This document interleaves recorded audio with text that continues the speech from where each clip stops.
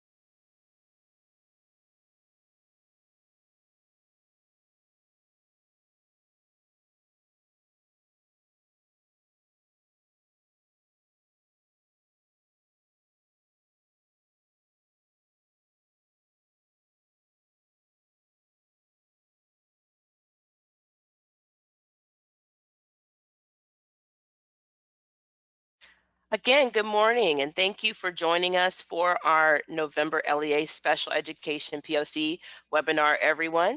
My name is LaShonda Wilson, and I am the Education Program Specialist on the IDEA monitoring team here at OSSE.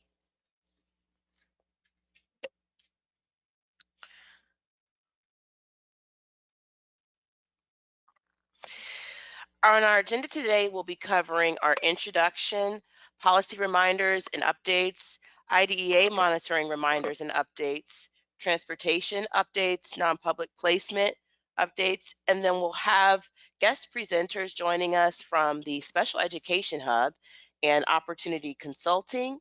We'll close out with hot off the press and any reminders and announcements. I'll turn it over now to Christy Weaver Harris for our introduction, policy reminders, and updates. Christy? Good morning, everybody. This is Christy Weaver Harris, Policy Manager in OSSE's Division of K-12 Systems and Supports and the Office of Special Education. I want to welcome you again to the LEA OSSE POC monthly webinar, where OSSE provides LEA Special Education points of contacts with updates, reminders, and other pertinent information from special education related programs from across OSSE. The expectation here is that you'll take back what you learned today to others within your LEA and collaborate with those folks to ensure that your LEA is up to date on all things special education. Today we have some special guests who are going to present on some other opportunities available through OSSE and through DC government. So I do encourage you to take back information on those opportunities to folks within your LEA. Next slide, please.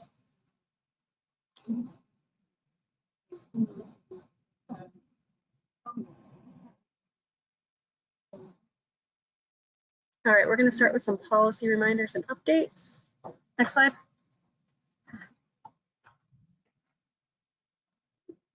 So as a reminder, on July 1, the new special education regulations went into effect. You can review the new regulations on our law and regulations page. We have them there in a PDF, which is easier to read than on the DC regulations site. We also have a Chapter 30 resources page, which right now has disability worksheets and lots of recorded video trainings on the new requirements under Chapter 30, including an overview training, individual modules on each disability category, and we'll be posting a video on the seclusion and restraint requirements shortly. These trainings are recorded webinars that are presented through GoToWebinar and include a short post-training survey.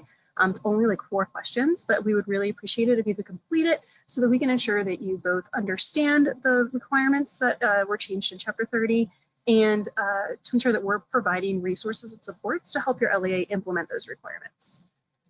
Next slide, please. So this is a really important update.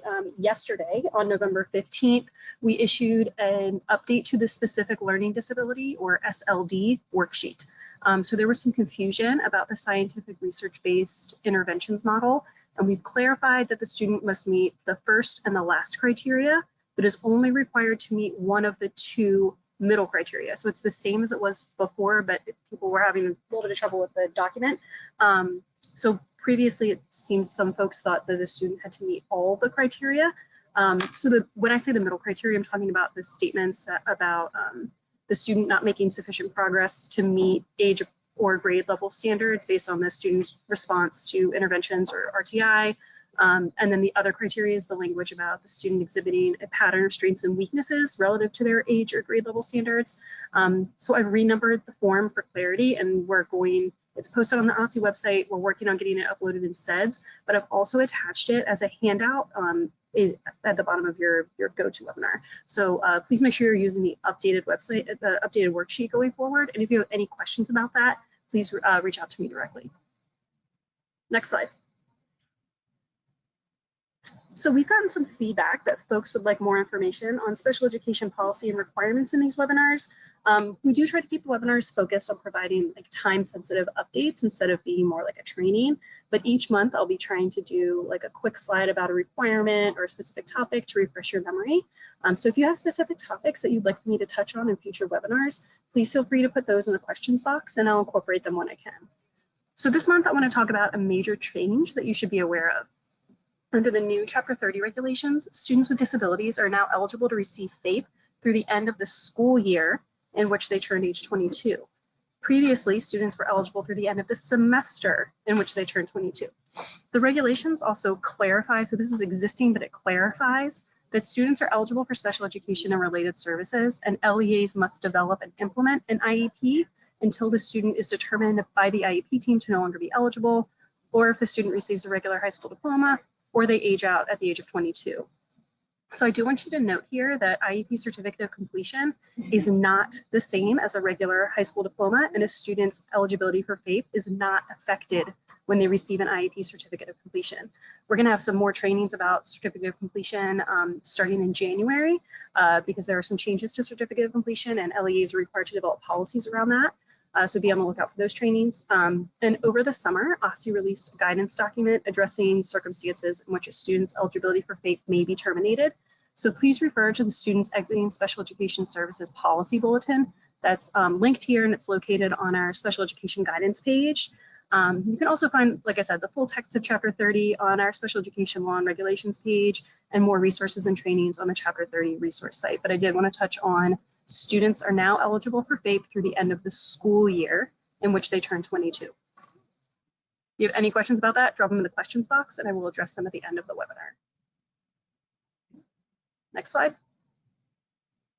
I'm going to turn it back over to LaShonda to talk about IDEA monitoring. Thank you, Christy. Again, good morning, everyone. This is LaShonda Wilson, and I am the Education Program Specialist here with the IDEA monitoring team. I'll be covering our IDEA monitoring reminders and updates.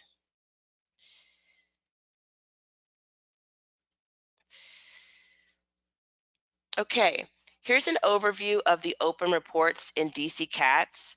It provides the name of the report, the date of the notification, the date when prong 2 is due, and then the date when prong 1 is due, I'm sorry, and then also the date when prong 2 is due.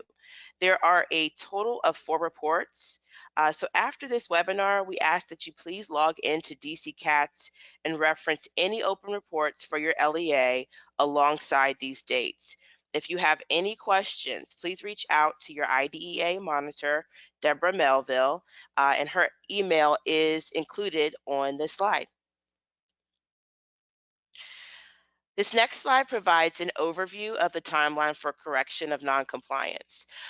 First, OSSE releases initial findings reports in DC CATS. This report provides LEAs all proposed findings of noncompliance. LEAs have 30 days to verify its data and or make any appeal for proposed findings. At the end of 30 days, OSSE monitors review and any evidence that LEAs uploaded into DC CATS. If the evidence demonstrates that the LEA was not in fact non-compliant, then a finding will not be issued.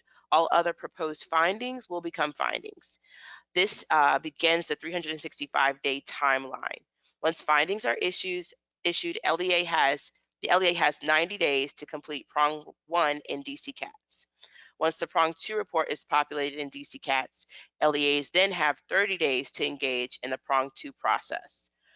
Prong 1 and prong 2 must be completed within the 365-day timeline. In exercising its monitoring responsibilities, OSSE as the SEA must ensure that when it identifies noncompliance with the requirements of IDEA Part B, the noncompliance is corrected as soon as possible, but in no case later than 1 year after the identification of the noncompliance. OSSE uses a two-pronged approach when verifying the correction of noncompliance. Prong 1, the LEA corrects individual student level noncompliance. The action step for the LEA is that they must upload necessary documentation in the noncompliance report in DC CATS to demonstrate that the student level noncompliance has been corrected. Prong 2, the LEA demonstrates that it is now correctly implementing the specific regulatory requirement.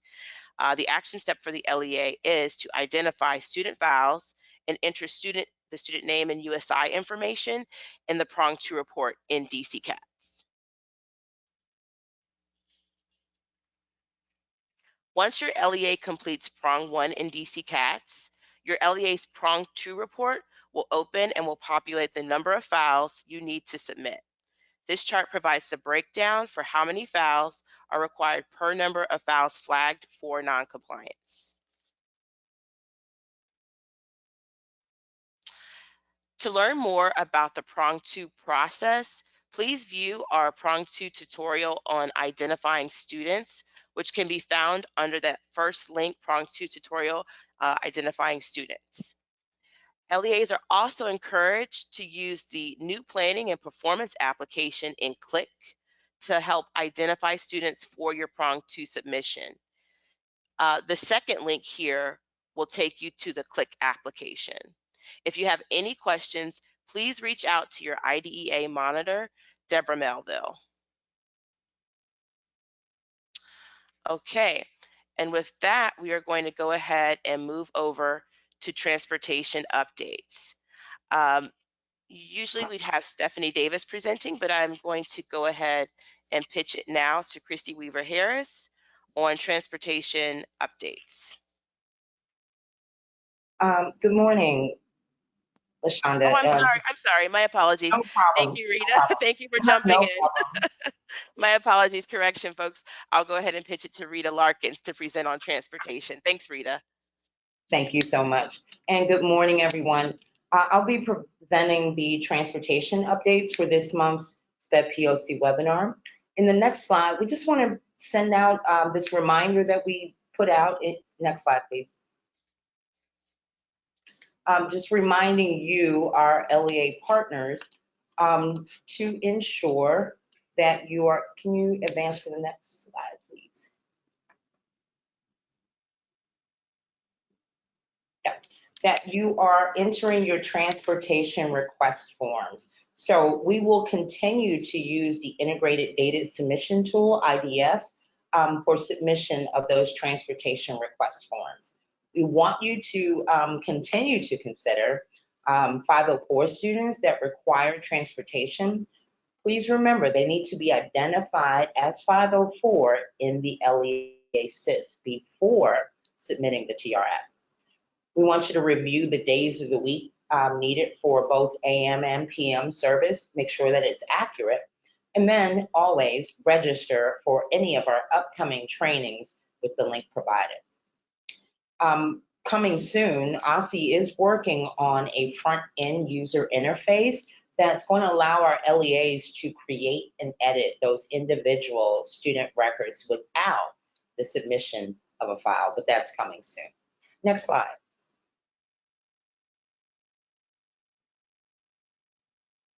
Now, if you need to pause or resume transportation service, your school's posture, your in-person posture changes, and transportation services need to be temporarily suspended, we want you to notify OSSE DOT at dotcriticalinfo@dc.gov.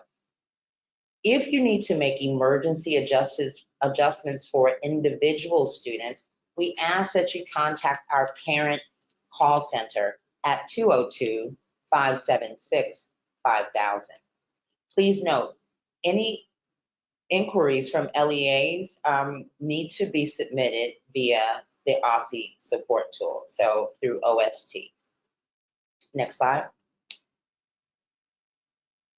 And as we are wrapping this up, I just want to talk briefly about transportation and immunization compliance. So no shots, no school, no transportation. When it's determined a student must be temporarily removed due to immunization noncompliance, we're expecting the school to send a final written notice to the parent or guardian. The LEA should also cancel the student's transportation services. And we expect this to happen as early as possible on the same day that the final written notice is sent to the parent or guardian. And then LEAs can send an email to dot.parentcallcenter@dc.gov. Please use in the subject line, no shots, no school, suspension of transportation. All of the students' demographic information as shown on your screen should be included in that secure email to dot.parentcallcenter@dc.gov. Next slide.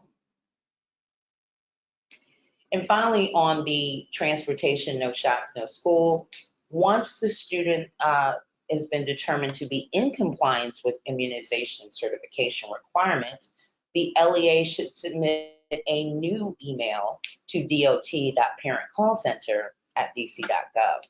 Again, you're using no shots, no school in your subject line, adding resume transportation. Again, you'll provide all of the demographic information that you see on your screen for the student. But OSSE should receive this email as soon as possible after the school receives the immunization certification to ensure that the student is able to continue timely transportation services. If you have additional questions, please be sure to reach out to your OSSE support team via dot.parentcallcenter@dc.gov. If you have any questions, please be sure to drop those in the chat and we will be answering those throughout the rest of the webinar. Thank you. LaShonda, back to you. Thank you so much, Rita. We'll now turn it over to Katie Rita for non-public placement updates. Everyone, Katie Rita, Special Programs Manager at OSSE, here just to talk to you guys a little bit about some placement updates. Next slide.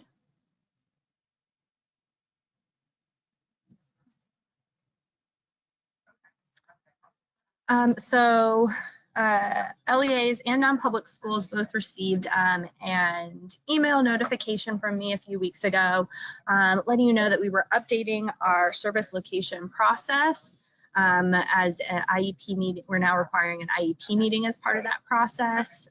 So I did trainings for LEAs and for non-public schools on Monday and Tuesday of this week. So hopefully folks made it out to attend those trainings and to hear all the updates about this process. If not, that's fine. I am going to have weekly office hours between now and when we'll be implementing this new update to include an IEP meeting, which starts on January 1st, 2023. So non-public schools can send me LEAs and non-public schools can send me an email to sign up for office hours. They are weekly on Wednesdays from 3 to 4 p.m. Except for next week. The office hours are on Tuesday from 1 to 2 p.m.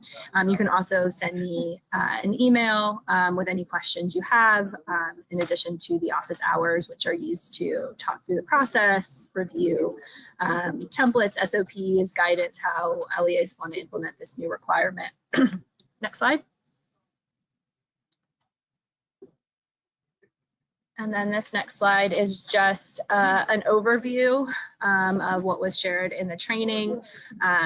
It provides sort of where the new requirement fits in. So if you read through the graphic, you'll be able to see that much of our service location process remains the same.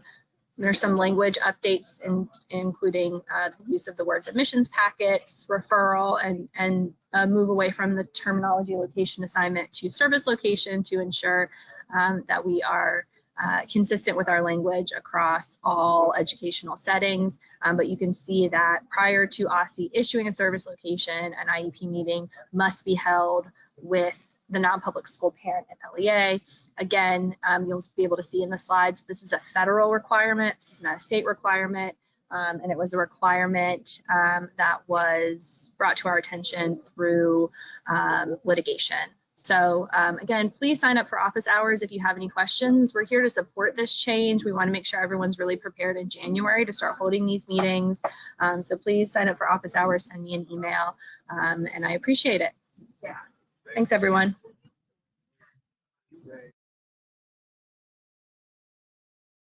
Thank you, Katie. As you all again may know, OSSE has launched the DC Special Education Hub in 2022, providing a family resource center for students with disabilities. We're excited to have the Special Education Hub joining us today. And then after we have the Special Education Hub present, we'll also have a micro presentation from our guest presenters with Opportunity Consulting. So with that, I will turn it now over to Hannah Blumenfeld-Love. Hannah? Thank you so much. So, hi everybody, I am Hannah Blumenfeld-Love. I am the program manager with the DC Special Education Hub, and I'm excited to tell you a little bit more about the work we have been doing and will continue to be doing for the district.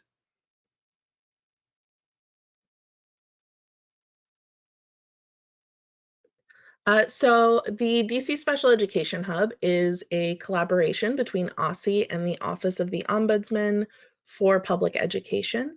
And we really help families demystify special education in DC in three main ways. First, our virtual and in-person trainings and peer-to-peer groups that are geared towards families, schools, and LEAs. Our one-on-one support through our hotline, online contact form, and community-based office hours. And then also our comprehensive and accessible online resources that really support families wherever they are in their special education journey. So the first way that we're supporting families and have been doing so is with all of our events. Primarily, these take place in 2 different series right now. The Family Empowerment Series, which are your typical parent trainings that address really the top special education questions. So some that we've done so far that have been very popular are going through the procedural safeguards and parent rights, an introduction to the eligibility process, as well as one on IEP goals and how to make sure they're the best fit for your child. The other opportunity that we have right now is our Caregiver Connection series, which is a much more informal way for families to get together and participate in a fun activity like trivia night or fall fest, so that they can really lean on each other, because we know families are so often the top resource for each other. Our events are taking place both in person and virtually, particularly our trainings. We aim for 1 virtual training and 1 in-person training a month in the community, so that folks really can access us in the way that fits best for them.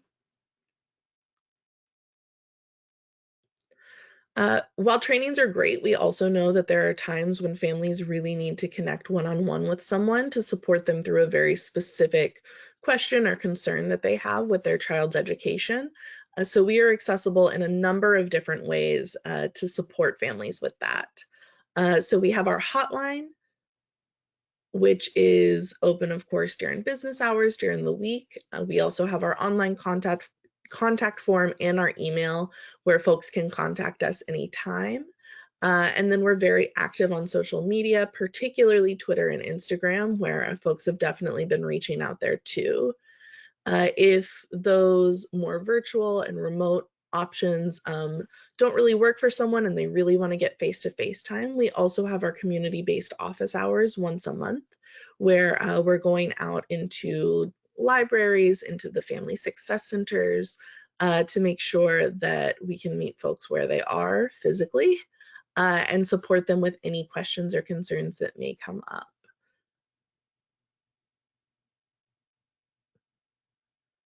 And then, of course, we also just have our resources that are always available on our website. Right now, my current favorite of our resources is this map tool that we have on our website. It really guides folks through this special education journey from early childhood all the way to post-secondary transition. So families can come in and really narrow in on exactly what they're looking for. So if I have a child who is about to start pre-K and I'm not really sure how that transition is going to go, I can click on early childhood in that early childhood building and get exactly what I need there. Alternatively, if I've been in the special education process for a while, I'm pretty comfortable with it, but I just heard about this thing called a transition plan and I'm not really sure what that is. I can click on that transitions building and get the information that I need there. So it's really to make sure that families feel comfortable and are also empowered to get exactly the resources they need. Our website also includes a really comprehensive FAQs list for a lot of the questions that come up, I'm sure for you all and for us as well when it comes to special education, as well as a key terms glossary, because we know SPED comes with a lot of terms.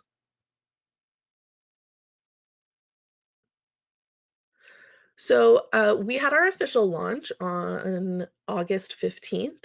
And since our launch earlier this year, we've been able to support DCPS and DC public charter school families in all 8 wards and in every grade pre-K 3 through 12, as well as a few adult students. We've also been able to host 22, I believe now we're at 23, trainings, events, and community-based office hour sessions. And we've published a variety of digital and hard copy resources in 11 different languages. So looking at what's next, we, as always, have our events coming up. You can scan here for our full calendar or see that on our website at specialeducation.dc.gov. Coming up soon, we have this coming Monday, our virtual training on IEPs and 504 plans, really talking through the who, what, why, and how, so families gain a greater understanding of the similarities and differences with these plans and how they can support children with disabilities. We also have office hours coming up. Again, those are informal drop-in office hours where families can bring us their questions, their concerns, if they just want to say hi. They're welcome to drop by the Cleveland Park Library on Wednesday, November 30th from 5:30 to 6:30, anytime there. And then we have an in-person training coming up on December 8th at the Benning Road, Minnesota Avenue Family Success Center, which is currently in the Atrium Apartments. And that's going to be all around the importance of family engagement and student self-advocacy. So really working with families to talk about how they can be involved in the special education process and some different skills to build and ways to really add to their toolbox to become the best advocates for their students and to help their students also develop self-advocacy. So one more time, this is all of our contact information, all of the many ways that you can reach out to us. I, of course, am Hannah Blumenfeld Love, and my email address is here. Our other team members right now are Anna Cook, who does the majority of our trainings, and then Triana Downing, who really is the initial point of contact for most of our families. Thank you so much for having me, and I look forward to connecting with many of you. Thank you so much, Hannah, for joining us. We really appreciate this information. Okay, I'll turn it over now to Brandon Wallace of Opportunity Consulting to share with us. Brandon?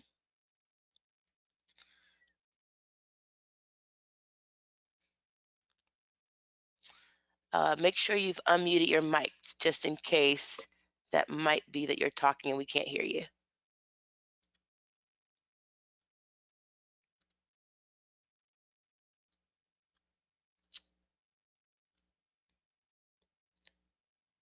No. Oh, okay. Is that Ite who's just speaking now?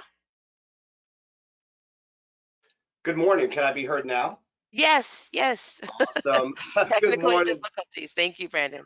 It wouldn't be a Wednesday morning without some technical difficulties. But before I go, I'd like, Itai, are you on the line? Oh, I can't hear him. Oh, perfect. Can you hear me? I can hear you now. How about you introduce yourself? Hi, everyone. I'm sorry. This is Itai Mizrav. For those of you, I'm a managing partner at Opportunity Consulting. For those of you who know me and know my voice, I promise that it's actually me. My voice is failing me this morning, and it looks like my microphone as well, but hopefully we can plug through that. It's good to be with you, and with me is Brandon Wallace. Deanna Williams is not here today. Brandon will introduce her in a second.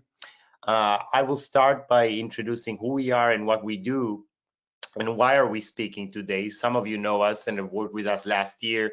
Some of you have not. So I'll share a little bit. If you want to skip to the next slide. Opportunity Consulting is working now with the Office of the State Superintendent of Education to support LEAs in addressing inquiries, questions, challenges around special education administration in the district. I'll share a little bit about the company. Opportunity Consulting is a Washington, D.C. based company. We're focused on equity and education. It's a small company, women, Black, Latina owned company that works across the country on educational equity related projects. We conduct equity reviews for school districts, help with issues related to equity, like disproportionalities, for example, and resource distribution and other type of educational equity related policies and practices that we help improve. And we also work around issues of educator shortages and diversify the teacher workforce. You see some of the places we're working with on the slide. We can skip to the next one. And before I share move it to Brandon. Let me just share. We've been working for a year with OSSE on this project, and we're now starting the second year. It's a great opportunity to enhance some of the knowledge and skills that people who practice special education in your buildings are doing, and get support from really top experts that we have here on the project, led by Dr. Brendan Wallace. So Brendan, let me transfer it to you, and maybe introduce a little bit of the work and yourself, and then I can take it away. Okay? Absolutely. Thanks so much, Itai. So yes, I can't agree with you more. Over the past year, we've been able to do some incredible work, and here's just a sample of our services and supports. So in addition to responding to LEA inquiries and their questions, creating patterns and trends to support local education agencies and the work that you all do, also just making sense of special education. So oftentimes, we are the ones that bridge the theory and practice to a very equitable, if you will, coaching model. And so one of the things that I like to do, especially with the work, is make sense of special education. So oftentimes you might need to know a little bit more about IEP script and writing. You might need to know a little bit more about evidence-based practices, behaviorism, things like that. And so in a non-punitive way, we work together to visit classrooms, to answer inquiries via email, telephone, text message, however you want to bring it to us. We'll make sure we answer you. And so that's one of the, a lot of the suites of services, if you will, that we offer here at Opportunity Consulting. Next slide. That smart looking fellow right there is me. I'm Dr. Brandon Wallace, an associate professor, consultant, and a faculty associate at Johns Hopkins University. I'm your next door neighbor in gorgeous Prince George's County. And I used to work at OSSE when it was the Division of Special Education, so many, many moons ago. And so I have a strong passion for specialized instruction, special education, supporting our most vulnerable populations. And so it really does me great joy and pride to be able to service the District of Columbia just one more time in this capacity. Some of my areas of expertise and experience, and I'm not going to go into all of what I do, but I do love education, curriculum, instruction, and assessment, co-teaching, universal design for learning, behaviorism, crisis prevention institute elements, and other things like that. Next slide.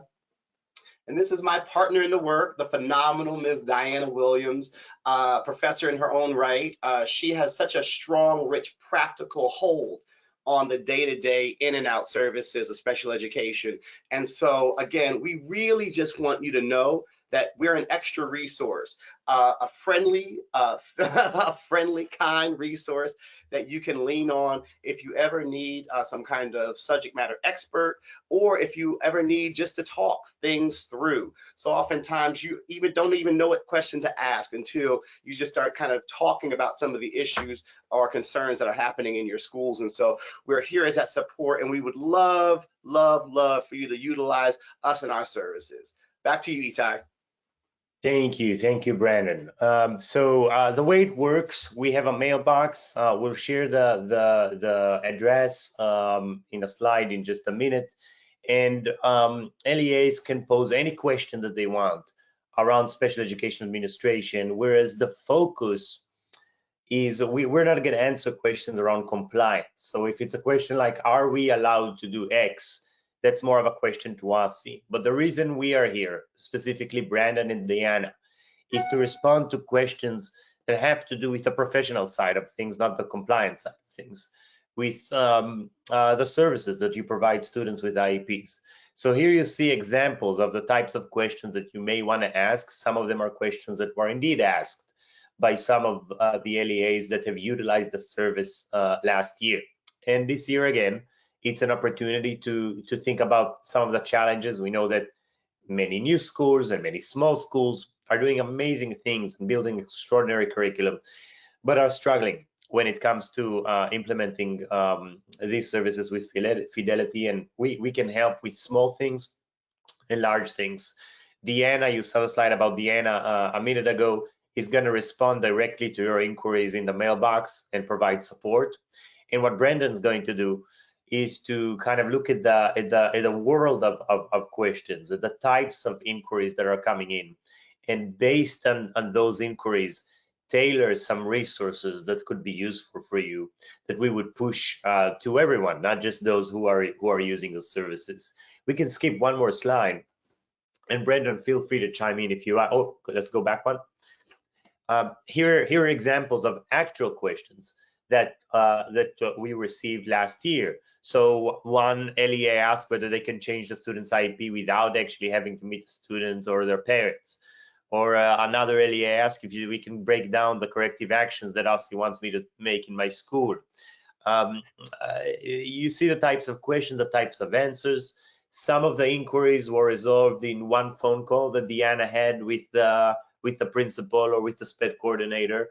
Other inquiries resulted in kind of larger resources that we provided and some research and best practices that we sent LEAs to look at. So here you can get an example. I've put in the chat, and I see I can only put to organizers and panelists. So if the organizer want to or is able to put in the chat for everyone the link that I've pasted, and that's a link for what we're doing. Every question that we receive from an LEA, we're putting in an FAQ document. And you can see without the details of the LEA, we're hiding the details, the name, anything identifiable. What was the question and what was the answer? And so that if one LEA asked the question, maybe that's a question that everyone else or some of the other LEAs want to ask as well. And that's a live document, a Google document that we keep populating with the questions that you're asking and the answers that we're providing. Little by little, it becomes a really nice resource for a day-to-day question around special education administration.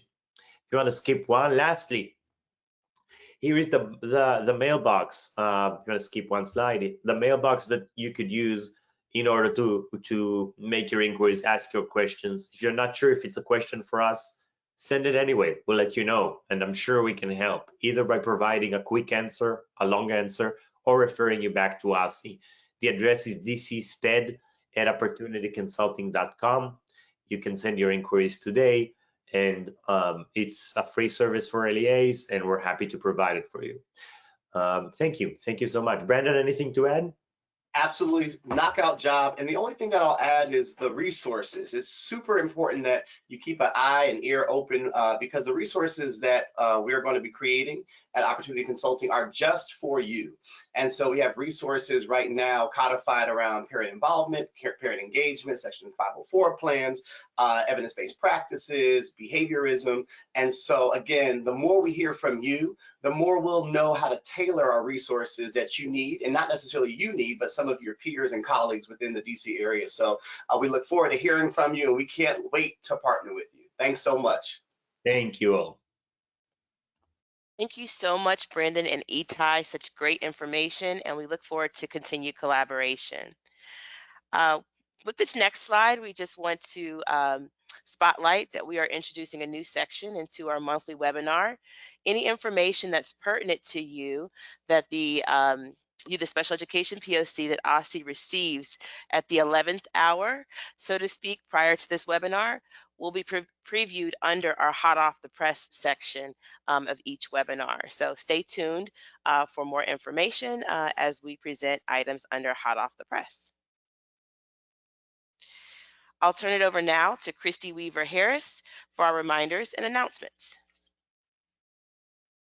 Guys, while I go through this, I'm also going to remind you if you have any questions, go ahead and drop those in the questions box, and we'll go through them at the end of the webinar. Next slide, please.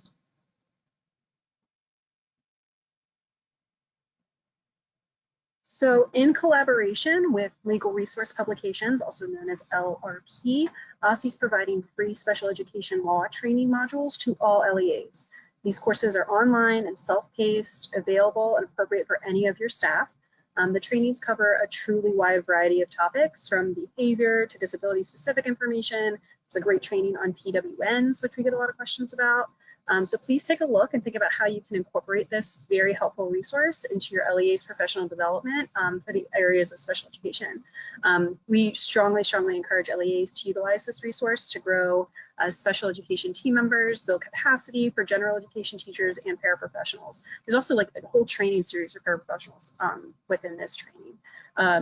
Yeah, so there are paraprofessional specific trainings available within LRP. And I think I've plugged this before. I rely on LRP all the time. Their trainings are excellent. Their online resources are excellent. I strongly, strongly encourage you to make use of this available resource. Next slide. So also in collaboration with LRP, we're going to provide a tutorial on Special Ed Connection, which is our online resource. It's a platform that provides users with special education specific, like federal statutes and regulations, information on legal cases and policies, information from the Department of Education, and news from all across the United States related to IDEA and special education. Participants will learn how to best access information within the platform in order to apply it to real-world solutions at their LEA. This session will be for the LEA special education POCs, and it'll be about an hour. For information on this, you can contact Karen Morgan Donaldson at karen.morgan-donaldson@dc.gov. And those trainings are upcoming. Again, this is an LRP resource. Is a lot of what I use when I need to find quick access and quick answers. They have excellent summaries of LEA obligations and what the law says, what the legal requirements are, and how it is applied in other states and also in the District of Columbia. So definitely lean on that resource. Next slide. OSSE is pleased to share this opportunity, which is available to all educators. This is the Foundations of Special Education pathway. So this is available to all educators, especially those in general education who serve students with disabilities, and those who are serving in special education who are looking to increase skills and knowledge. It's a great course for administrators and service providers. It's completely asynchronous learning opportunity, and this is going to be hosted in OSSE's new learning management system.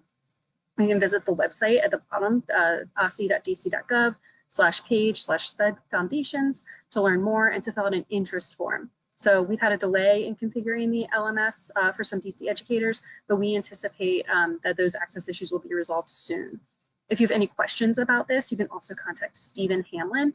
That's Stephen, STEAVEN, Hamlin, HAMLIN, @dc.gov. And I'll drop that link in the chat in just a second. Next slide, please.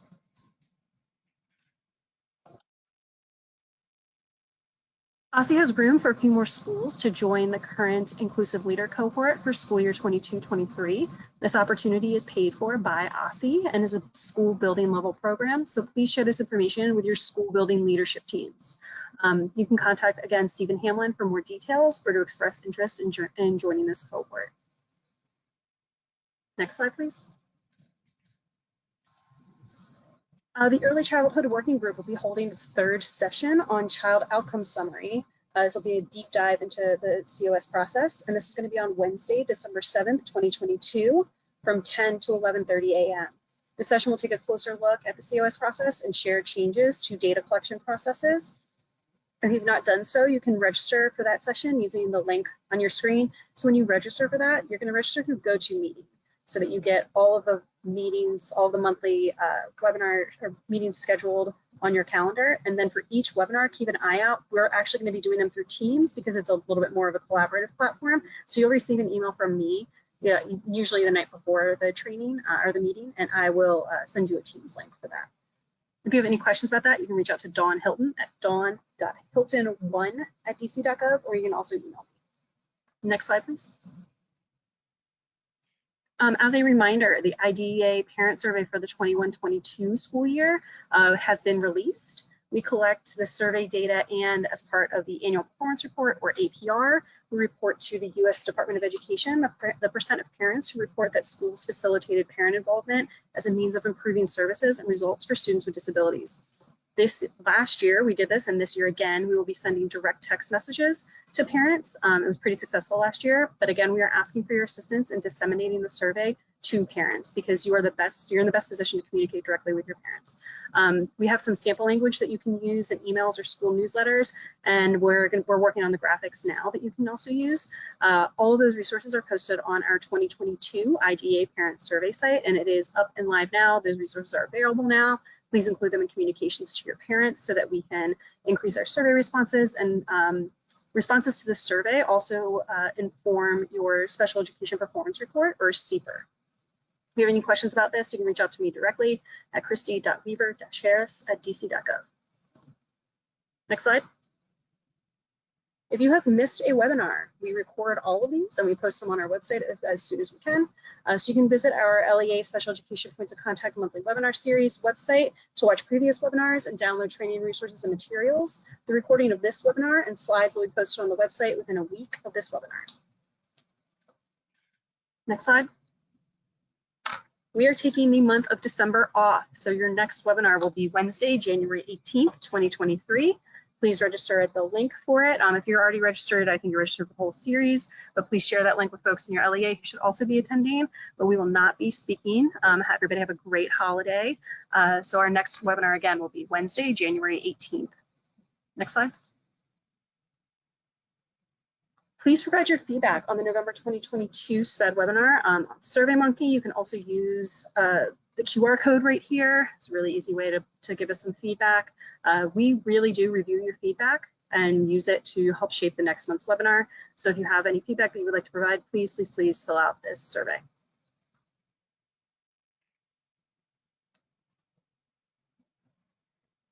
I'm going to check the questions box to see if there's anything that we should share. We did get a question about the home and hospital instruction regulations. Those were proposed in September. They're not necessarily, they're not special education related, but they were proposed by OSSE in September. And they're working to finalize those regulations now. So keep an eye out for that. You'll be seeing communications from OSSE about that in the LEA Look Forward. There's one question about getting access to TOTE. If you're having trouble accessing OSSE data systems, please feel free to reach out to your OSSE data liaison, and I will be sending you that person's name before the end, directly, the person who asked this question. We also got some questions about immunizations. That's handled by OSSE's Division of Health and Wellness. If you have questions about no shots in school or anything else related to immunizations, you can contact them at osse.schoolhealth, that's one word, at dc.gov. Looks like that's all the questions that we have for today. We did get a question about will there be training and resources around home and hospital. Yes, there will be, but again, that's not specific to our work. I just happen to know about it. So yeah, keep an eye out for information on that. And again, that'll be in OSSE's LEA Look Forward. So if you don't receive the LEA Look Forward, go ahead and register for that because we put so much information in there. I think that's all the questions. Please fill. I hope everybody's just busy filling out the survey. All right, well, if there are no further questions for us to cover, that moves us to the end of our presentation for today. So with that, we'd like to thank everyone for joining us today. We definitely wish each of you a happy holidays. We'll be seeing you back here in 2023. And again, thank you. We'll keep the line open just a couple more minutes for any other questions that are coming up in the chat. And then we will go ahead and close it out. Anything else, Christy? Yeah, one quick question. Somebody asked if we're going to be providing any more restraint trainings. And yes, we are. They will be available starting, we're looking towards January to start scheduling those. So keep an eye out for information on that from us too.